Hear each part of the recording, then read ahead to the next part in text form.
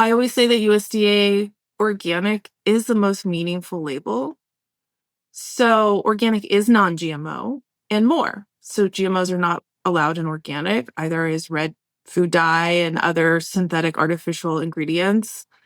The organic standards require producers to maintain and improve soil health, cultivate biodiversity, and they're only allowed to use very scrutinized inputs. And all the inputs that organic producers are allowed to use are reviewed every 5 years. So there's a mechanism in place to continue to review the materials and the standards. So it has like a continuous improvement mindset. Welcome to Grocery Pulse, brought to you by Innovar Marketing Agency, where innovation drives strategy and delivers success through experience. I'm George Goodwin, your host, a fourth-generation grocer and marketing expert. This podcast is here to support professionals like you, helping you innovate, grow, and enhance your business. In each episode, we bring in top-tier executives, industry experts, and fellow grocers to share insights, real-world strategies, and actionable advice you could use. If you find value in our podcast, we'd love to hear from you. Send us your feedback to be entered into an Airbnb giveaway or a $100 gift card raffle. Don't forget to share, like, and subscribe. Join us in shaping the future of grocery. Welcome to Grocery Pulse by Innovar Marketing Agency. I'm super excited. I've always been a fan of organic food. I mean, even in college, I ran a sustainability club, but Kelly is phenomenal. She's the CEO of CCOF, one of the largest, most respected organic certifications in US. She has 10 years of legal background behind her, and she also manages over 150 staff, 4,500 organic members across North America, and more. She's also known for her advocacy and strategy of wellness center and leadership of building teams. Kelly, thanks for joining me with Grocery Pulse, and we're excited to have some great conversations around organic and the certificates, and then also just anything that you want to tell grocery store leaders and CPGs. Curious if you wanted to pull anything out that I kind of pointed or referenced to from your background. Yeah, thanks. Thanks so much for having me. I love talking about organic food and agriculture. So yeah, I'm the CEO of California Certified Organic Farmers, better known as CCOF. We do organic certification, education, and advocacy. All our work is about advancing organic agriculture for a healthy world. And my background is in law, policy, advocacy. I've been with CCOF for about 10 years. I've been in the CEO role about 6 years.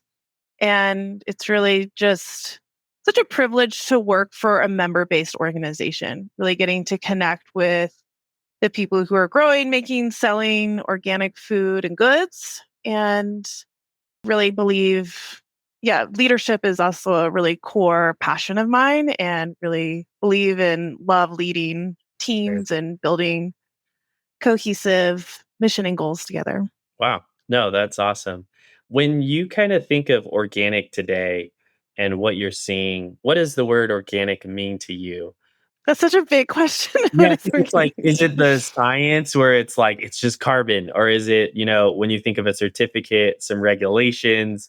I know there's misconceptions on, if a company puts organic on a label, is it made with or has organic ingredients? There's so many different components to the word organic. So I'm just curious, what kind of comes to your head when you think of it? Yeah. So to me, organic is a movement. And I think maybe a little history is always helpful.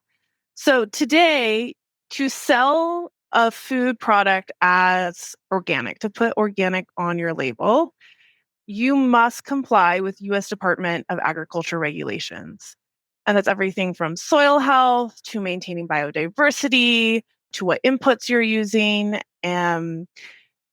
So it is a federally regulated program, and the US Department of Agriculture, the USDA, accredits agencies like CCOF to verify compliance. But I don't want to leave the impression that this is just a government program. The organic standards were developed by, founded by, and continue to be fine-tuned by the organic community. So in Awesome. the late 60s, there was really sort of a rejection of a reliance on chemical agriculture. Like, hey, I'm kind of sick of relying on what the chemical people are selling. I don't want to get big or get out. I want to sell more locally. I want to take care of the environment in and around my farm. And so they really started to not necessarily invent something new. It was really more of a harkening back to indigenous practices, to the way their grandparents farmed, and sort of going against the grain, having the courage to do something different when mainstream agriculture was saying this is the way to grow. As they started to build that movement, then restaurants, retailers started to step in and started to source, and the movement started to grow.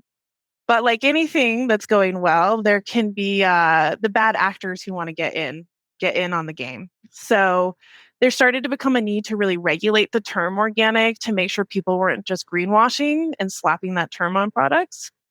And it eventually got to the point where because people were buying and selling across state lines, like they envisioned a federal program. So really, if you know farmers, it's very bizarre that a group of farmers went to the federal government and said, "Will you regulate us?" But that is how much they cared about maintaining integrity and how much they cared about having a really trustworthy label. So, yeah, it's over 50 years CCOF has been here certifying, and we continue to advocate and try to, maintain the integrity of those standards founded and envisioned by the founding farmers so long ago. That's awesome. No, thanks for sharing that. Yeah, congrats. 50 years. That is Yeah. amazing. That's a long time pushing organic and also this type of movement. I liked how I was like kind of going into the detail of what maybe different categories of individuals would explain organic, but I love it's not just a label or even just a word. It's almost like this movement behind, the production of what we eat. And that's so I think so important. I think we don't realize, I think even now and today, I feel like people are becoming more and more conscious of what they eat and how it's processed. But it's nice that when someone initiates something and they're not getting regulated prior, it's like they have this desire to make something better. Like farmers going to get this certificate or going for some support on others individuals just trying to monetize it. I didn't, when you think about the business aspect versus someone that also wants to preserve and take care of the earth, I think that's really cool how you shared that. So thank you. I also just thought, this month we had Earth Day, and I this is not a question that I put on our little preparation, but I was just curious, what did you do for Earth Day? I mean, happy Earth Day. I posted, so my family has a health food store, and in 2008 we opened one of the first all organic grocery stores. A huge retailer made a claim where they're like, you won't make it because you're in an area that is not the highest income bracket. So I posted on our social platform, like, we're here, and I posted 45 points of why you should consider eating organic, not just because the earth, but the benefits to your lifestyle. I almost wish I could go back and edit and be like, eating healthier and eating organic is a movement and a lifestyle. But I was just curious, what did you do for Earth Day? Happy former Earth Day. Yeah, happy Earth Day. The CCF released a series of consumer education ads. So we got to profile 5 different CCOF farmers and made some beautiful ads and sort of telling different stories. So there's one just really focusing on being a fourth generation American farmer and what it really means to be an American farmer. One focusing on like why she's both a farmer and a mom, and so why she chooses organic, and some other different angles. But they're all available on our YouTube, and they're streaming nationally. I think primarily on the Roku platform, and we have over 1 million views so far. And we're just really excited to really reach new and different audiences. Wow. No, that's awesome. I mean, I think there is a desire to learn and be more educated, but even to bring back, farmers and why they farm and why they choose organic. I think there's been some like some old documentaries I remember watching, and they would say like how the average 4-year-old doesn't know where their produce comes from. Like they would Yeah. just say the grocery store and not a farm. And so like trying to, I think, bring that education. I mean, that's the most important thing. Like if you can educate your consumer why it's better and help them understand, then they can make those education decisions with their dollar. I think there's even some stats or facts that I did some research on. U.S. organic food sales are always growing year to year, but it's a 61.7 billion market, and it's growing faster than conventional. And so there is really a desire, and over 80% of U.S. households buy some form of organic. So your education is definitely working. So good job, Kelly. And then even organic farmers, there's a huge push for that, but there definitely needs to be more. So Yeah, the slogan's actually choose your farmer, choose organic. And one of the ads, I might be getting it wrong, but the farmer says, organic may cost a little bit more, but that's because it guarantees a lot more. And, that's I think to the comment the big retailer may have said to you, oh, you're not in a high enough income area. There is this perception that organic can be elitist or too expensive. It's just a more expensive food. And what we like to say is organic's actually reflecting the true cost of growing good food. It's really reflecting a farmer's total cost of not relying on synthetic inputs, of maintaining the paper trail, the record keeping to ensure integrity throughout the supply chain. And there is increasingly diverse and different sectors choosing organic.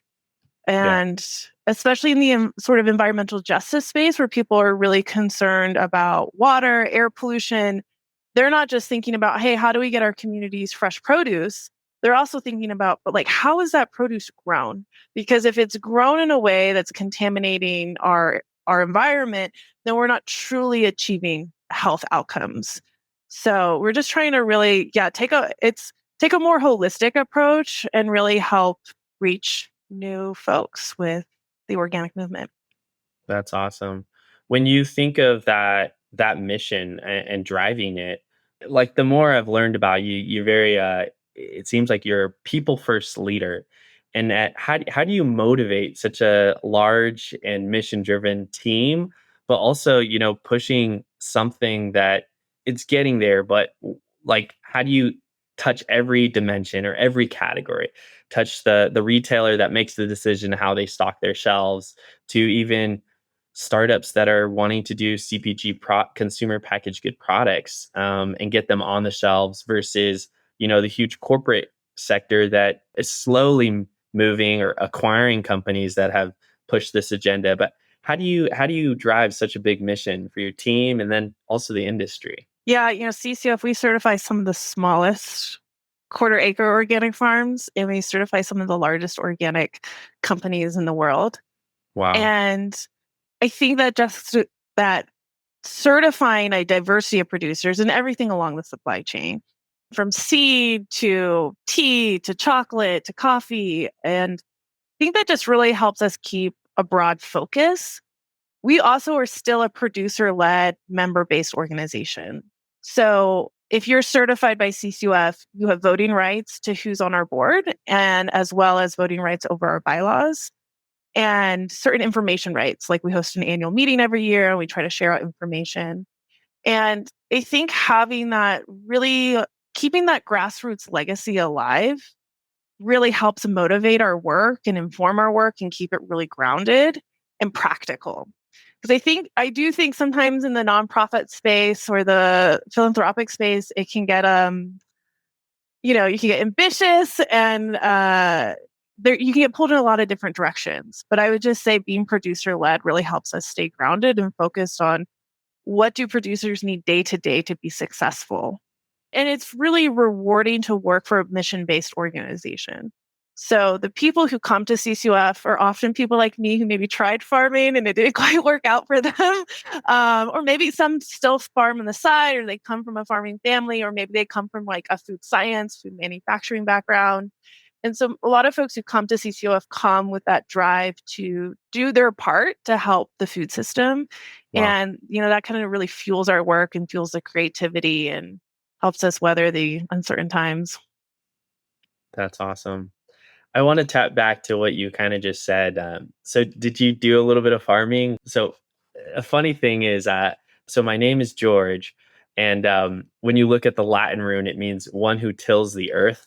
So, ever since like elementary school, I always wanted to be a farmer. And so, in my parents' backyard in high school and middle school, I had like 40 fruit trees that I planted, and I had box gardens, and I think CCOF was actually a certificate that I looked into, and I think please correct me because I'm probably wrong and time has changed. I'm not even close to that age anymore, but a certain dollar amount you can consider being organic in sales or something. I think it was like if you make more than a certain amount, like maybe like 6 grand, or maybe I just made this up. So I apologize. Yeah. When they first made the organic standards a federal program, they did make an exception that if you have, I believe it's less than 5,000 in organic sales annually, that you don't require certification. They wanted to make sure like the really small sort of hobby farms had opportunity to still use organic claims. But I mean, 5,000 is such a low amount, especially Yeah. today, Yeah. that, pretty much anything that you are seeing at the store is organic, is certified. Now, if you're at the farmer's market, there might still be some of those claims, and that would just be a good opportunity to ask the farmer about some of their practices. Very cool. Yeah, I think I remember like looking into it because maybe I thought I could convince my parents to maybe buy some land and try to do farming. But I always have that concept or like the desire to eventually maybe pursue that a little bit later in life. But it's such a cool thing to see plants grow, and then just the labor that goes and kind of this art or this skill. But that was all stemmed from a tangent that I wanted to ask, like, how did you get into the position, and what was that story like? Yeah. So my story is, I mean, I grew up in the suburbs of Dallas, Texas, just not really connected to agriculture in any way. But my mom was a huge gardener and an amazing cook. And, I randomly decided to go to college in Portland, Oregon. It was just such a random choice, a good choice. And I graduated a little early. It was 2009, height of the recession. Mm. And I had an English degree. And I'm like, what am I going to do with myself? And one thing led to another, and I ended up working on and helping to manage a small organic farm just outside of Portland. We had 50 chickens, we had 50 types of veggies, we were running a CSA. And it was the hardest, most rewarding, sort of pivotal time in my life. Just getting your hands literally dirty, understanding the connection, learning about permaculture and animal health and plant science. Yeah, it just really like awakened my mind and my heart, I think, in a way that I really needed. But I knew I didn't quite have like, to me, farmers are so scientific. They really are very, they love to tinker and they're okay with trial and error. And I'm really more of like a researcher, analysis. And I had always thought about going to law school. So I thought, oh, well, I'm going to go to law school and keep farming, which was a fool's errand. I farmed for about a year through law school and eventually had to step back. And I studied environmental law in Vermont at Vermont Law School, Very cool. which was a great experience. But environmental law is really about regulating people and sort of stopping bad actors. And that's important, but it's not my passion. I always wanted to help farmers. I wanted to help the farmers who were doing things differently, doing things better. And that's what I love so much about organic. You're not trying to regulate people out of business. You're trying to use regulations to incentivize and help talk to consumers. So after environmental law, I then studied agriculture law in Arkansas. So I got this really nice juxtaposition of like very liberal, progressive environmental law compared to a very more conservative, traditional agriculture background. And I really am grateful that I had those two opposing experiences, and then eventually ended up at CCOF, which was kind of my dream job, to work with an organic certifier. That's so cool. Yeah, that's really cool to get a blend of both political parties, but then even probably just the different cultures or personalities that are in this same industry or similar, or whatever that background might be. That's very cool. My dad actually, he's like, didn't retire, but he sold some company and then he went into farming, and now he's doing agriculture. And I help him a little bit with some of the. I actually watched my parents' ranch for about 2 weeks, and I was like, "Dad, you didn't retire. Like, you just made your life a lot more difficult." But it's like his animals love him. It's the funniest thing. He can get his horses to kiss him, his cows, Wow. and I'm like trying to cut corners and how I could feed the animals faster, but like the animals know.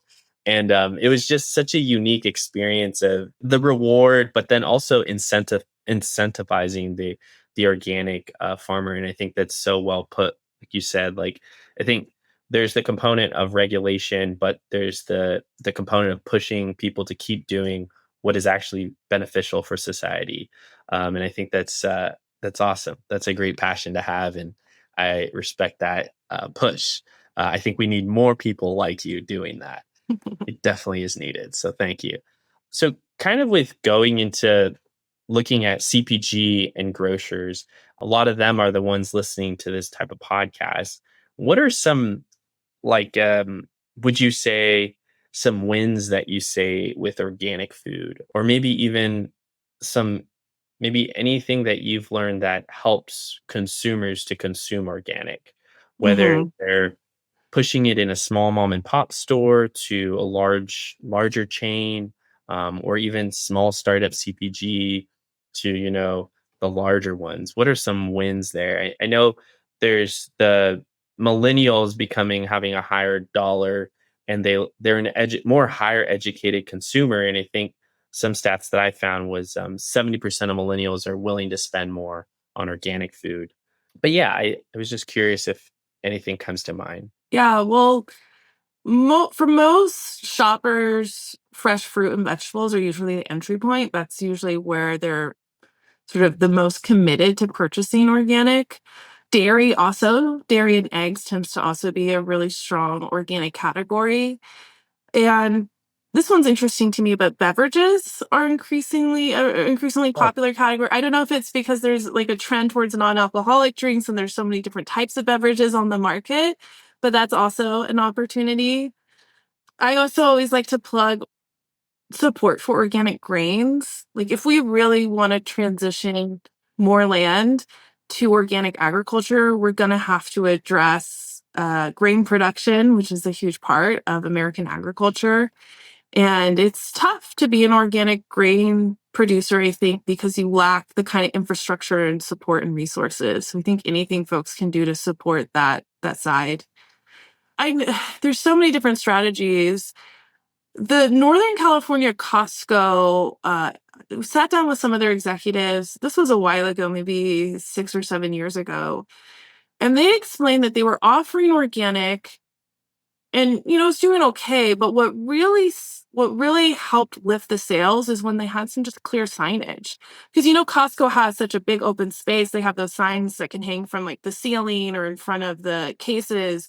And just saying organic is non-GMO.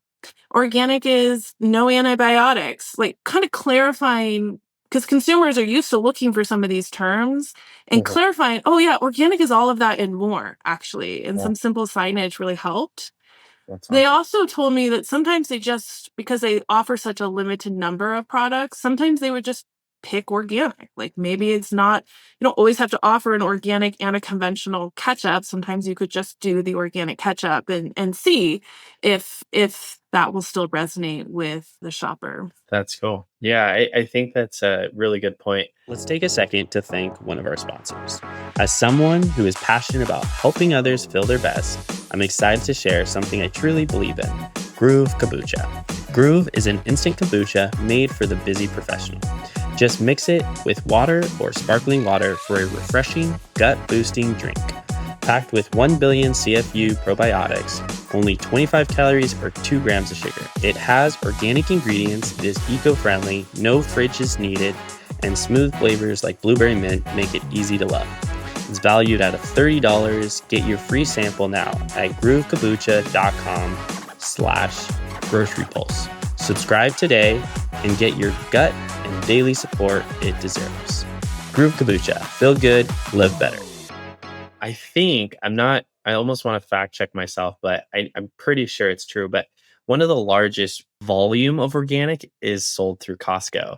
So I think that's pretty cool that they're giving you that. You got to share your insight and they're sharing theirs. But yeah, no, I think that is huge. I mean, signage it's something sometimes simple, but if it's clean and easy to be read, that's going to help the consumer know, and they actually can do do that judgment purchase. And I think even I went to this food education program with executives, and it was through USC. And we did a case study on a retailer like LD and Trader Joe's. They're both similar companies and have a root of being together, but them offering, two types of ketchup or one, they can do volume like large retailers like Walmart because of just that one option. And so that was great insight. So thanks for sharing that. I think even with today's administration, I think there is a pretty big push. I don't know if it was today or yesterday, but there was a lot of the coloring dyes were announced that they should be basically being moved out of the food system. But I was just curious, like how do you narrate? There's so many voices out there, and there's the government, how you work with it, and even your background that you shared. Vermont, but then also Arkansas. Like, how do you follow kind of what's being pushed right now? Because even in some of the areas of grants being cut, but then at the same time, there's these food restrictions. So I think a lot of consumers are going to be looking to you, and how you encourage, the products and maintain that quality. How do you play Yeah. that channel? A few thoughts. I mean, our members span the political spectrum. And yeah, what unites us all is a common belief in organic agriculture and that mission for a better food system. Yeah. And we want the administration to be successful no matter what party is in power. Yes. And so we really focus on objective storytelling and making sure that the administration understands when you pull this funding, it has this impact, or this type of regulation impacts us this way, and just trying to be really objective, but explaining the impacts and really helping uplift the voices of those who are impacted. Yeah. What's happening right now with the effort to remove food dyes and food additives is fascinating, Mhm. because historically, the more conservative Republican Party has been very, don't tell me how to eat, don't tell me. Mm. I seem to recall Michelle Obama was getting a lot of pushback when she was trying to Yeah. improve food lunches. Like, don't Yeah. tell our kids, don't tell us what to feed our kids. So Yeah. it's so fascinating now that there is this recognition. And I think it's exciting. I think it's exciting that people are recognizing, hey, we need to pay attention to what's in our food and be considerate. But I was just reading an article today by a very traditional conservative think tank that was actually uplifting organic and saying, hey, we don't need to regulate out these food additives because organic already has done that, and it's voluntary. So a message we really try to uplift that I think gets overlooked is that the beauty of organic is it is voluntary. It's voluntary to go organic. It's voluntary to buy organic. We're not trying to regulate people out of business.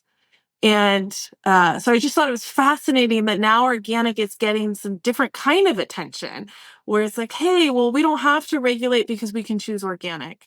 I'm not commenting. I mean, I think there's a we could have a whole conversation about food additives and what to include or not. Yeah. But just to say, organic has always, not allowed red food dye, and Yeah. many, many other processed food ingredients.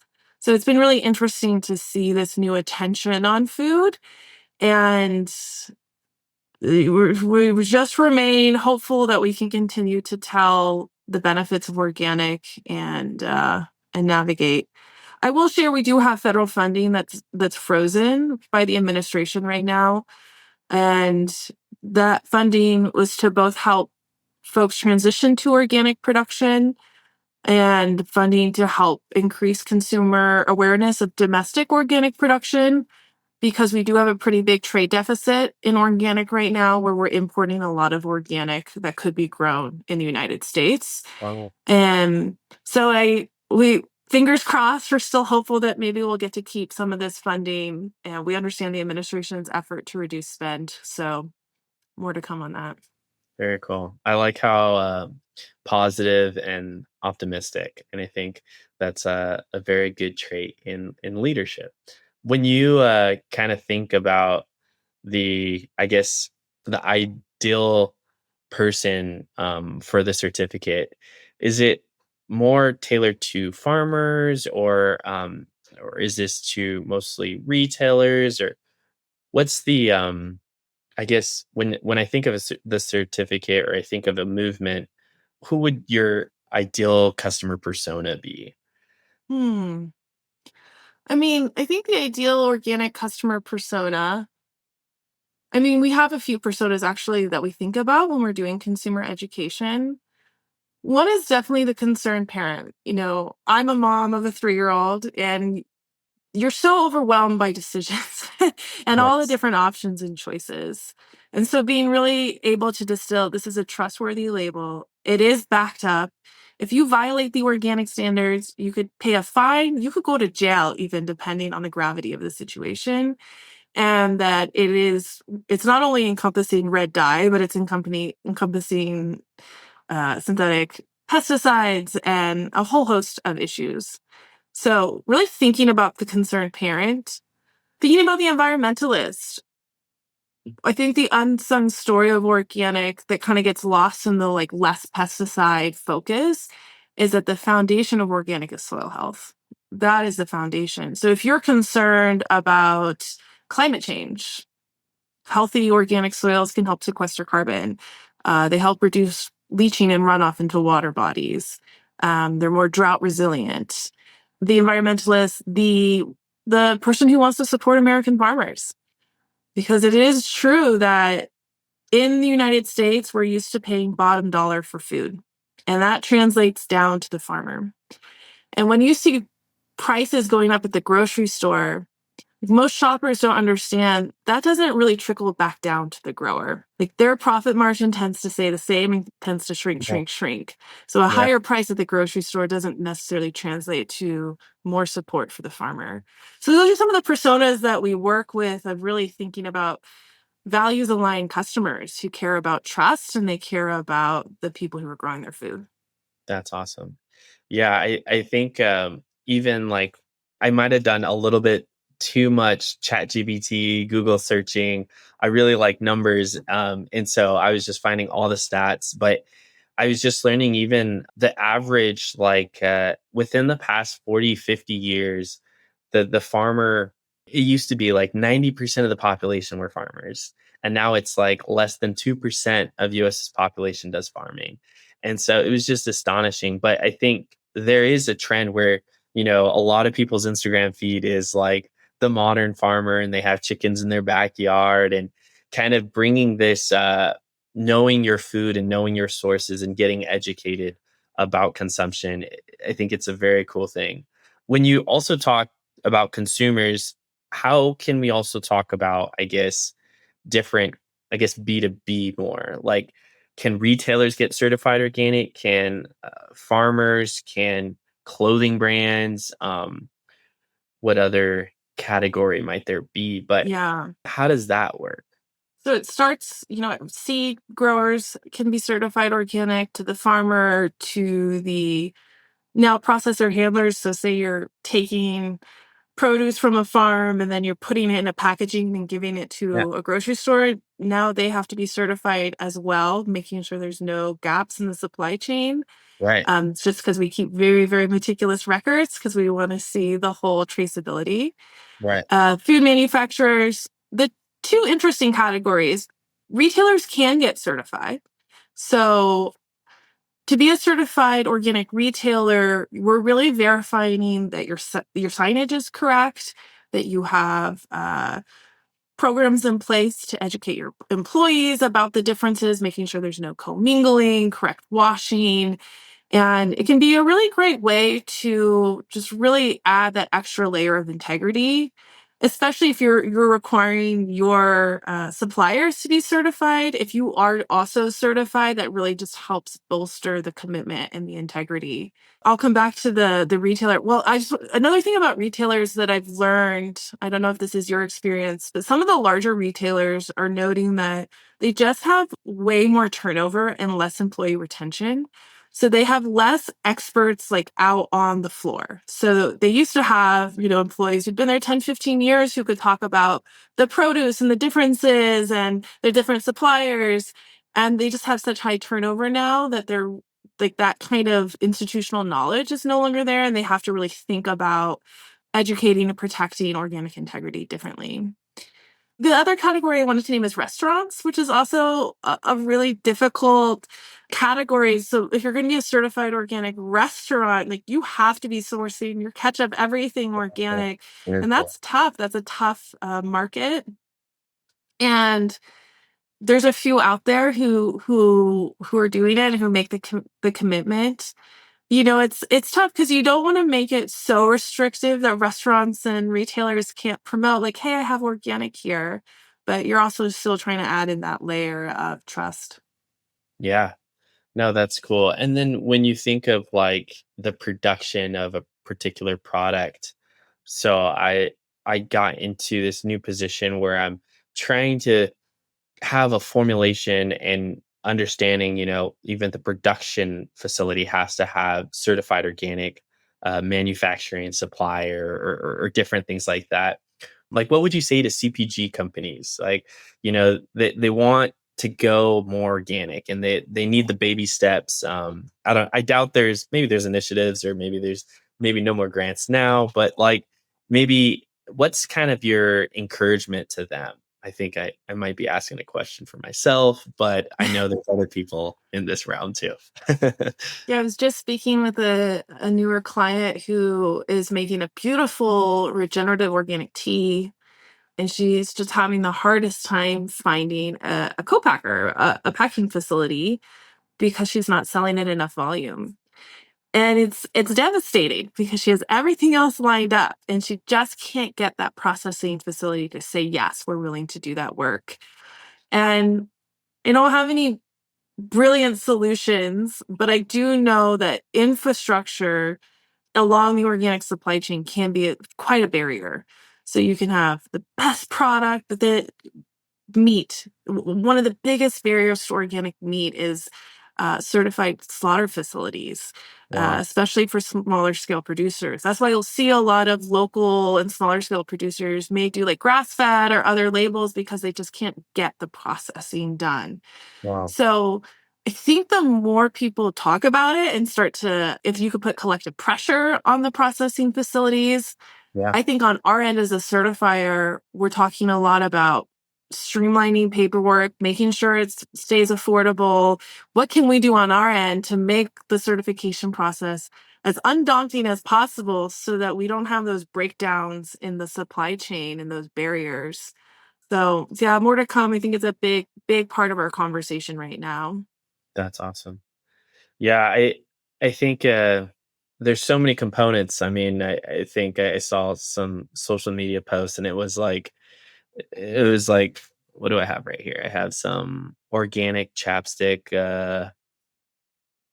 Mongo Kiss, Eco Lips.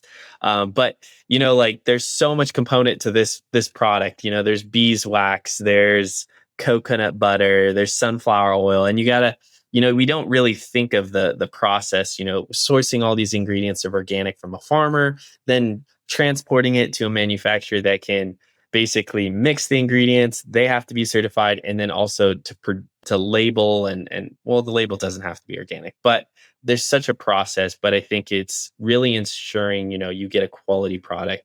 And this is one of my favorite chapsticks. So there's the consumer that starts to learn and understand, but it is a barrier. But I think it's cool to hear from your side. You're trying to ease and streamline that for different companies. So I'm kind of running out of questions. Well, actually, I'm not, but I don't want to make this too long. But I was just curious, is there anything on top of mind that you want to talk before we maybe do a kind of a fun thing called a fire chat round? Yeah, I just wanted to put a plug in for our foundation, which is like our charitable arm. And we provide scholarships, so $5,000 scholarships to students, and that could be vocational, that could be college students pursuing careers in organic agriculture. We also provide transition grants, technical assistance, resources for folks trying to transition to organic, and have had some great successes in that realm. So all of this is on our website. There's so many amazing stories, but I just want to uplift that work. And that's such a great way to get involved and to give back, especially if you're a CPG brand or a retailer, like looking of how can I give back? And of course, donations come with sponsorship recognition. Just encourage checking that program out. It's been really rewarding to see some of these youth kind of as they progress and get the support over the years. And we provide all of our services in Spanish as well. So we've been able to help folks who may have language barriers or technology barriers go organic. And we're always looking for partners who really can help us with that mission. Very cool. Yeah, no, thank you. If there's any more plugs, feel free to throw them in. And I think that kind of just made me think. One question is, can you help? I guess I think sometimes there is this lack of education from even just Googling or our research on our own.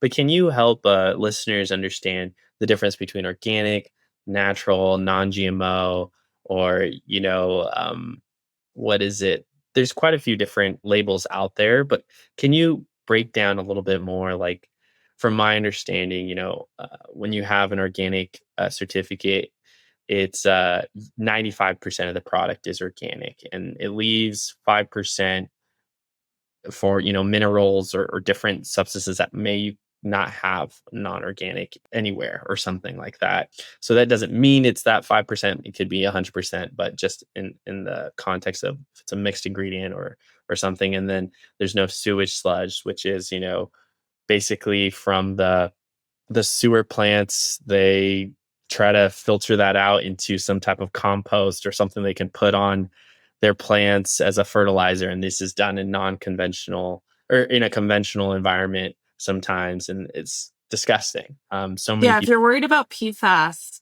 then you want to avoid things grown with sewage sludge. Yep. Yeah. And then what's another non-GMO, so non-genetically modified organisms.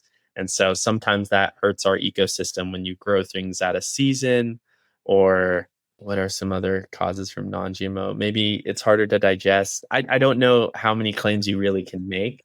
Yeah, I think the challenge for GMOs is it tends to promote a monoculture system where you're growing one massive crop and it's heavily reliant on a chemical herbicide. So just from an environmental perspective alone, that really doesn't promote the sustainability we're looking for. Okay. So yeah, there's so many competing labels in the market today. I always say that USDA organic is the most meaningful label. So organic is non-GMO and more. So GMOs are not allowed in organic, either as red food dye and other synthetic artificial ingredients. The organic standards require producers to maintain and improve soil health, cultivate biodiversity, and they're only allowed to use very scrutinized inputs. And all the inputs that organic producers are allowed to use are reviewed every 5 years. So there's a mechanism in place to continue to review the materials and the standards. So it has like a continuous improvement mindset. And a violation of the organic standards is a violation of federal law. So, that could look like a fine. That could even, on the far end, look like a jail time. It is a very comprehensive, high integrity certification scheme. And there are some certifications that are seeking to use organic as a base and then add on to it. So there's regenerative organic certification owned by the Regenerative Organic Alliance. And we actually help certify to that standard.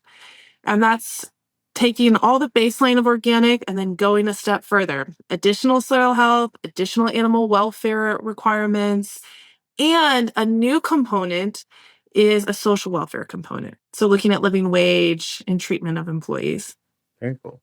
But yeah, I sort of skimmed over, really quality animal welfare requirements for organic dairy and meat products as well. Yeah. And most organic farmers already have their animals in very good environments. It's kind of crazy how we've gotten to this extent now where, they've really wanted money over the production and business sometimes. I've always paid $7 a carton for eggs because I buy from like the egg producer who, I really trust, and his chickens are, out in the field. And I think it's Blake Alexander from Alexander Dairy Farms who said this phrase, like consumers or shoppers should have the right to pay more for quality. And I think that's really what organic's about. It's communicating to the customer, to the shopper, because not every shopper gets to meet their farmer or know their farmer. Yeah. And it's a way to communicate that, hey, throughout the supply chain, this has had a level of integrity that you can trust. And it's worth paying a little bit more because you get a lot more. That's so cool. Thank you for saying that. So Suzanne, one of the founders of the Alexander Farm, is going to be on this podcast pretty Oh, soon. fun. So that was a nice little plug in for her. So stay tuned for that. But yeah, they're doing some really awesome things. And that's an example of working with you guys as well. Could you share a little bit? I'm sorry. There's so many things that organic you can say, and it's doing so much better. But I think you really, as a retailer or the consumer, have to kind of do your own research and understand, because there's so much more than there's like synthetic fertilizers, there's herbicides, pesticides, so many different types of bug sprays, and it kind of eliminates all that. And then, like you were saying, like so many more benefits for our earth and ecosystem. I went to WFC, or not WFC, Expo West, and they were talking about regenerative farming. And Mhm. I was just curious what the trends in organic food, and then we'll go to the fire chat after that. Yeah. Well, this is a really important question because regenerative is definitely the buzz. So when people say regenerative, they can mean several different things. It tends to have a really intense focus on soil health, which is amazing. And particularly, I think the climate sequestration opportunities of soil health. And so for some growers, they're really looking at regenerative as organic plus. Like I've been doing organic, or I do organic, and now I'm taking my soil health to the next level, or my animal welfare to the next level. For others, it's, I guess a negative term would be organic light. I guess another way to think about it is they're not going to get fully organic, but they're going to make improvements. So maybe they're still using glyphosate and herbicides, synthetic herbicides, but they're using less and they're not tilling. So by not tilling, they're helping to, again, capture carbon and have, a better system overall. So there's an ongoing debate about the term. Should it become and there are certifications emerging, and should the USDA get involved? Because there's pros and cons. USDA has been great for organic, but there's also some drawbacks. Like takes a really, really long time to change standards with the government. So people are sort of having a lot of healthy debate right now. And it's exciting because on one hand, you have growers who are like, I'm going to the next level. I'm taking this a step further, which is exciting. And on the other side, you have growers who are saying, well, I'm not going to be certified organic, but I'm really care about soil health and I care about sustainability. And 10 years ago, you could go to a conventional farm conference and never hear the word soil health. So Wow. just that movement and seeing more organic practices cover crop rotation being adopted. I think that's really exciting. And, I never want to sound like I have deep respect for all growers of any kind, conventional or not. And I think just a great debate right now and information sharing and knowledge sharing about more sustainable practices, no matter whether you're certified or not. Yeah, no, I mean, farming is an impressive industry. And I like what you said. I respect it. It's a tough job. I been joining monthly meetings for UNR, University of Nevada's agriculture. I think it's like just a agriculture club, and it's for people in the industry. And ever since helping my parents, I've been like joining it, and it's just hearing about the problems on a daily basis too. You know, Who are you in all the Reno? so I'm between Reno and Southern California. Oh, I'm in Kings Beach. Oh, very cool. Okay, Yeah. cool. Yeah, nice. Yeah, so it's been fun playing between learning all the different things of these farmers have been doing it for a while, and so that's been cool. So let's jump into the fire chat. So Yeah, I've let's do it. with this. It's kind of, you could say as little or as much as you want. Ideally, we try to keep it short. So it's just quick phrases, yes, no, or a quick story, or however you want to answer. So favorite organic product in your fridge right now? So this is a little plug. Hopefully you don't get too much heat from this, but yeah, favorite organic product in your fridge right now. Yeah, so I'm a 3-year-old, so it's like all about the dairy. It's like the dairy and the yogurt. So Uh, Strauss Kefir is amazing. oh, yummy. The Alexander's A2 milk, so rich, so good. But I'm actually going to put a plug for my favorite product right now in my fridge. It's actually not a CCOF certified client, so I'm really passionate if I'm plugging this. It's called the Painterland Sisters, and Oh, they have taken over their family's dairy farm in Pennsylvania, and they make organic skyr yogurt. It's like an Icelandic yogurt, and it is so good, so rich, and it's at the Reno Costco. So oh, okay, highly cool. recommend. I feel like I might have heard of them before, but yeah, no, yogurt is so good.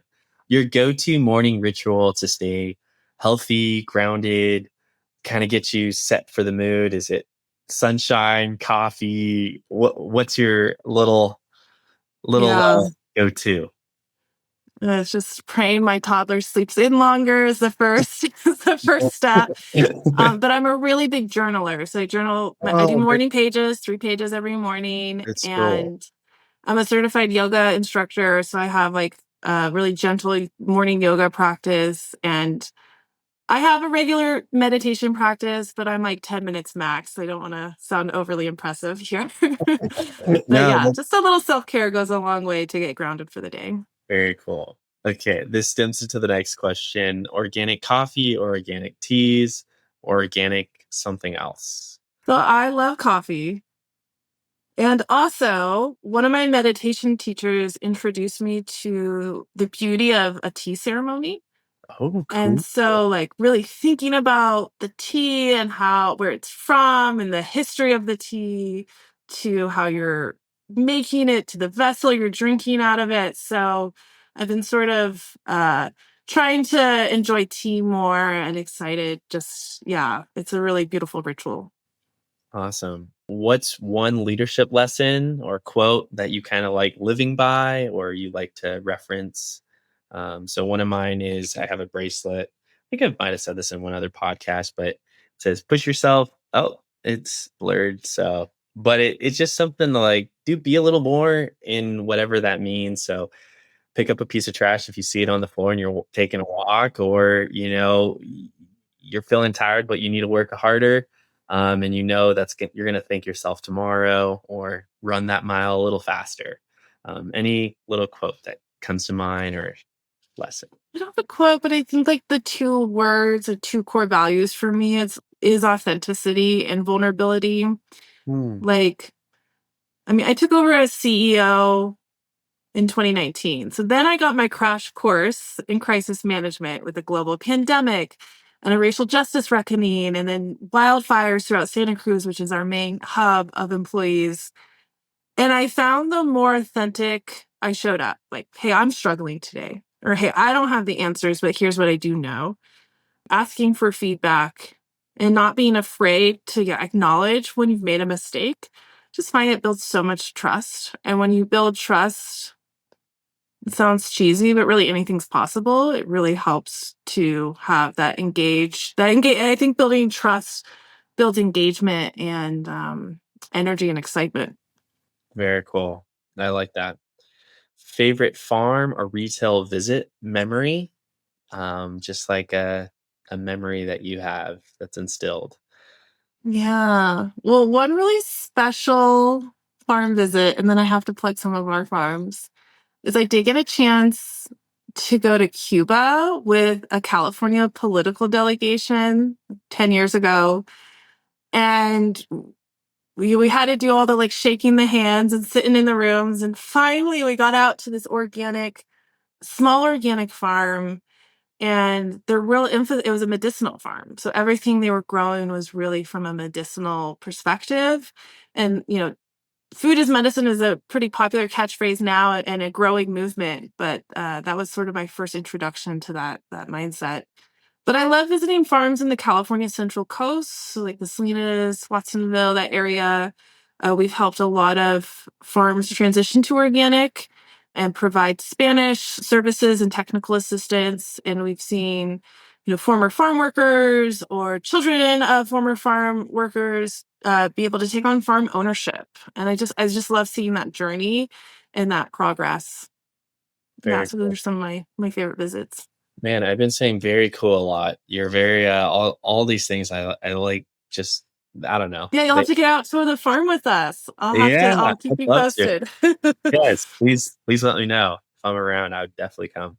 And then my last thing is any product or any grocery CEO or anyone you would like to be connected to just to have conversation or kind of just team up with, I think, yeah, just anything that comes to mind. Well, two come to mind. I'll do large and then I'll do small. So Whole Foods CEO Jason Beekle is I think a really authentic and caring leader. I think he really listens and really he comes from a dairy family and I think he really understands the challenges producers face and keeps a commitment. Very, So I always appreciate the opportunity to connect with Jason. all And right, then on a oh, go ahead.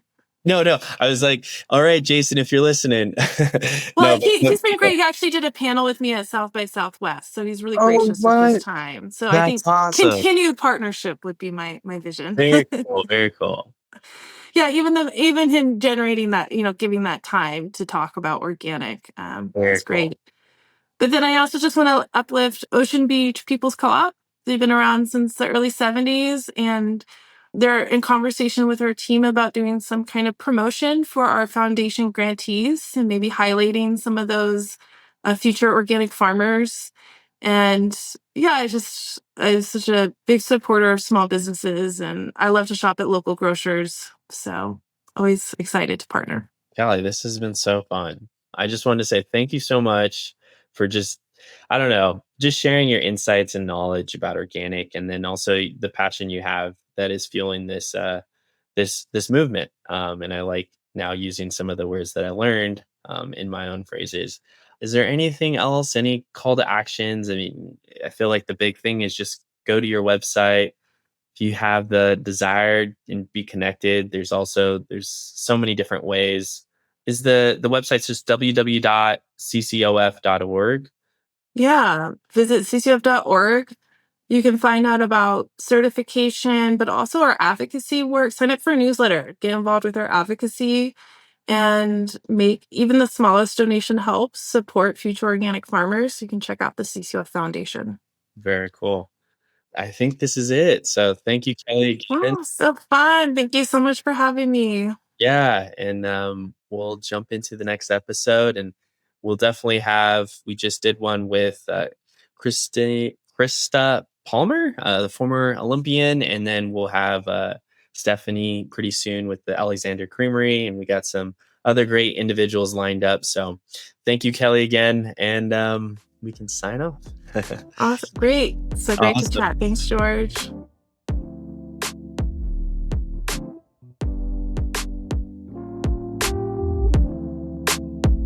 Thank you for tuning in to this week's episode. I'm your host, George Goodwin. If you enjoyed this episode, please rate, review, and subscribe. Your reviews are submitted into our quarterly raffle for the free Airbnb or $100 gift card. Feel free to reach out to us individually on LinkedIn or Instagram and let us know your thoughts. Don't forget to check out our weekly blog on innovaragency.com and share the grocery love with your fellow grocers. Cheers.